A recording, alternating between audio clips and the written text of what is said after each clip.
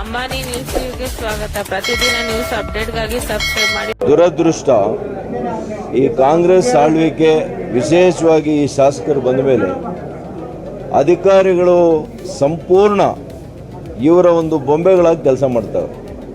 ಅವ್ರಿಗೇನು ನಾವು ಸರ್ಕಾರದಲ್ಲಿ ನಮ್ಗೆ ಸಂಬಳ ಬರ್ತಾ ಇದೆ, ಸರ್ಕಾರಿ ಕೆಲಸ ಮಾಡಬೇಕು, ಜನರ ಕೆಲಸ ಮಾಡಬೇಕು, ನ್ಯಾಯದ ಪರ ಮಾಡಬೇಕು ಅನ್ನೋದು ಮರ್ತೋಗಿದ್ದಾರೆ. ಗುಲಾಮರ ರೀತಿಯಲ್ಲಿ ವರ್ತಿಸ್ತಾ ಇರೋದು ಭಾಳ ನಮಗೆ ದುಃಖ ತರ್ತದೆ. ಇವತ್ತು ನಾವು ಮತ್ತು JDSನ ಜಿಲ್ಲಾಧ್ಯಕ್ಷರು ಮತ್ತು ಎಲ್ಲ ಮುಖಂಡರುಗಳು, ಎರಡೂ ಪಕ್ಷಗಳ ಮುಖಂಡರುಗಳು ಸೇರಿ ಇವತ್ತು ಸಭೆ ಮಾಡಿದ್ದೀವಿ. ಈ ಎಲ್ಲ ಘಟನೆಗಳು ನೆನ್ನೆ ಏನಾಯಿತು, ಈ ಘಟನೆಗಳಿಗೆ ಮುಖ್ಯ ಆರೋಪಿ ಆಗಬೇಕಾಗಿದ್ದು ಈ ಕ್ಷೇತ್ರದ ಶಾಸಕ.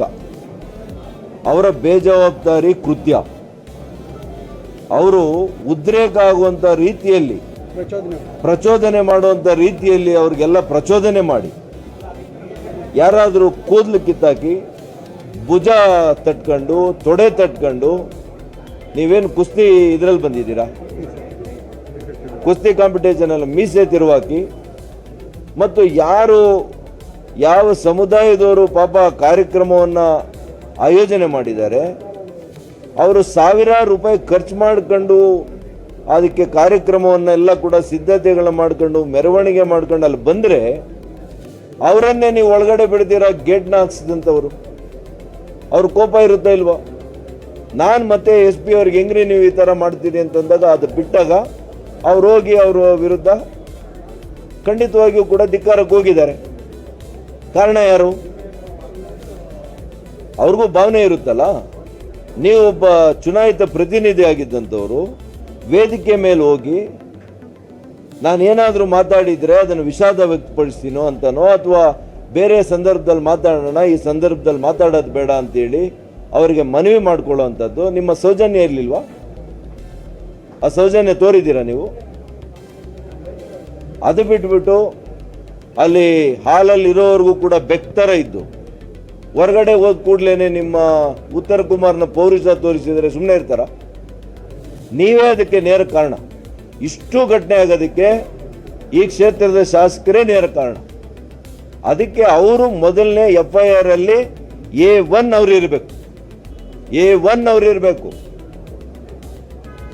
ಆದರೆ ಇಲ್ಲಿ ನಮ್ಮ ಪೊಲೀಸ್ ಅಧಿಕಾರಿಗಳು ಇವ್ರ ಕೈ ಗೊಂಬೆ ಆಗಿದ್ದಾರೆ, ಇವ್ರ ಕಾನೂನು ಮರ್ತೋಗಿದ್ದಾರೆ. ಅವ್ರ ಮೇಲೆ ಕೇಸ್ ಮಾಡಿಲ್ಲ. ಯಾಕೆ ಮಾಡಿಲ್ಲ? ನೀವು ಮಾಡದೇ ಇದ್ರೆ ನಾನು ಕೋರ್ಟ್ಗೆ ಹೋಗ್ತೀನಿ, ಎಲ್ಲ ವಿಡಿಯೋ ಎವಿಡೆನ್ಸ್ ಇದೆ, ತೋರಿಸ್ತೀವಿ, ಕೇಸು 100ಕ್ಕೆ 100 ದಾಖಲೆ ಮಾಡ್ತೀವಿ, ನಮ್ಗೆ ಗೊತ್ತಿದೆ.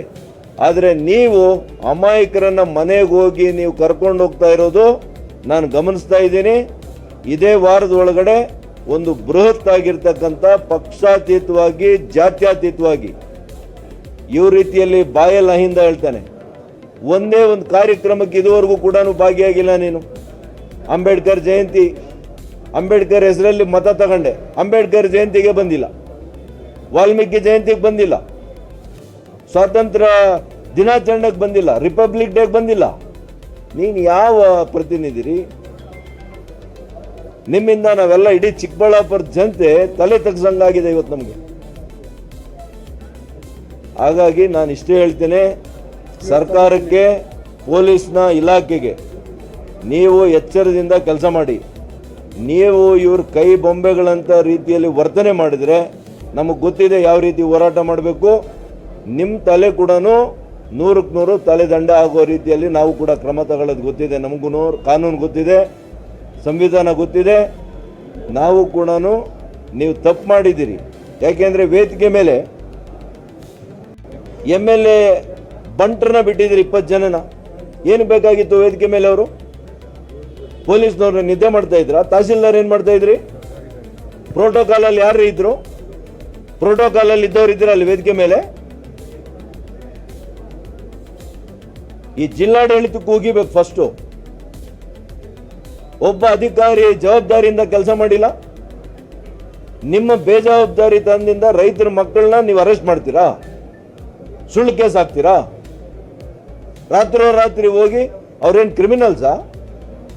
ಕೂನಿ ಮಾಡಿದ್ದಾರೆ, ಕಳ್ತನ ಮಾಡಿದಾರ? ರಾತ್ರಿ ಹೋಗಿ ಅವ್ರ ತಂದೆ ತಾಯಿಗಳ ಮುಂದೆ ಅವ್ರನ್ನ ಕರ್ಕೊಂಡು ಬಂದು ನೀವು ಸ್ಟೇಷನಲ್ಲಿ ಇಡ್ತೀರಿ. ಬಹಳ ದಿನ ಇದು ನಡೆಯೋದಿಲ್ಲ. ನಾವು ಕೂಡ ಯಾರು ಕೂಡ ಇಲ್ಲಿ ಕೈಯಲ್ಲಿ ಬಳೆ ತಟ್ಕೊಂಡಿಲ್ಲ.